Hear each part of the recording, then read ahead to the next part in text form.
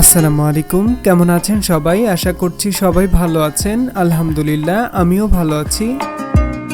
আচার দেখলেই জিভে জল চলে আসে, বিশেষ করে যদি সেই আচার আমের আচার হয় তাহলে তো কোনো কথাই নেই। তবে এখন আর বাজার থেকে আচার কেনার কোনো দরকার নেই, কারণ বাড়িতেই খুব সহজে বানিয়ে নেওয়া যায় সুস্বাদু আমের আচার। এই গরমে বাড়িতে আমের আচার বানানোর সহজ পদ্ধতি এই ভিডিওতে দেখানো হবে।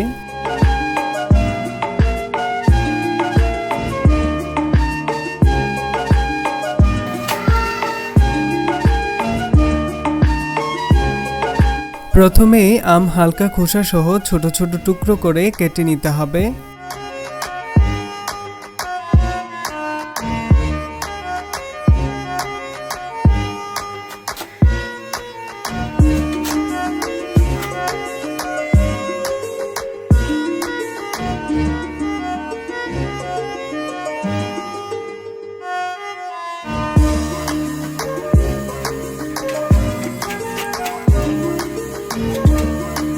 এখন কেটে রাখা আমগুলোকে ভালো করে ধুয়ে পানি ঝরিয়ে নিতে হবে।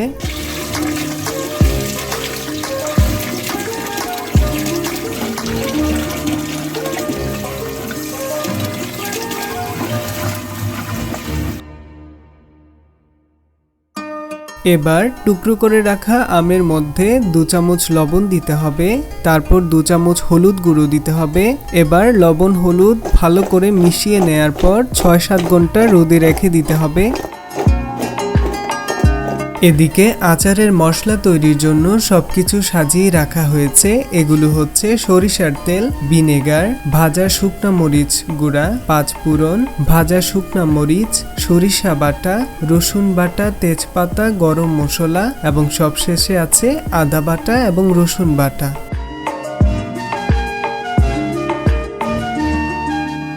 আমগুলোকে রোদ দিয়ে আনা হয়েছে।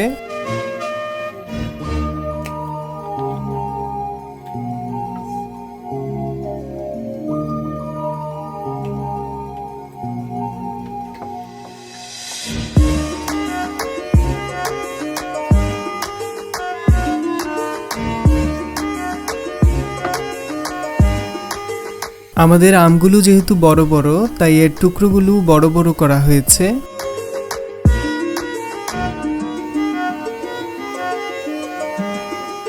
এবার আচারে দেওয়ার জন্য সরিষার তেল গরম করে উঠিয়ে ঠান্ডা হওয়া পর্যন্ত রেখে দিতে হবে। এবার আচারের মশলার জন্য কড়াই তেল গরম হলে আচারের জন্য তৈরি করা সকল বাটা মশলা ও গরম মশলা দিয়ে ভালো করে কষিয়ে নিতে হবে।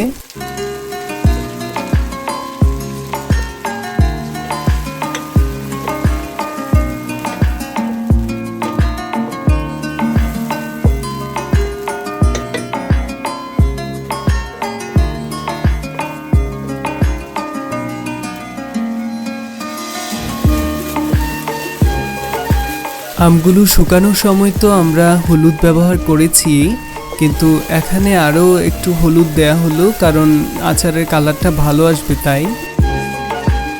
এখন কষিয়ে নেওয়া মশলাতে শুকনো আমগুলো দিয়ে দেয়া হচ্ছে।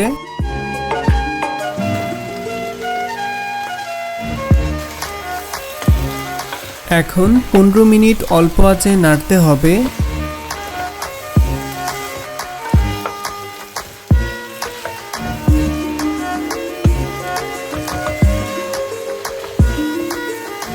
এবার গুঁড়া করা 5 ফোড়ন, ভাজা মরিচ গুঁড়া দিয়ে হালকা নাড়তে হবে।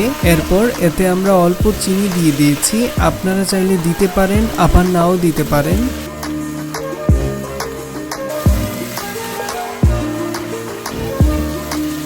এখন দেয়া হচ্ছে লবণ।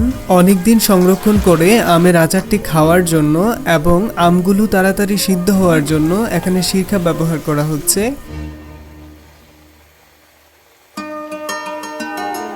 শেষ পর্যায়ে রসুনের কোয়া ও শুকনো মরিচ দিয়ে দিতে হবে।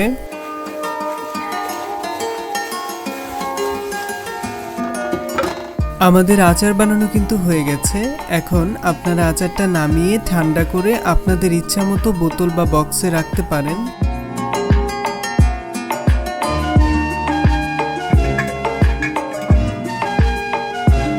এখন আগে গরম করে রাখা সরিষার তেল দিয়ে আচারটাকে সংরক্ষণ করে রাখা হচ্ছে।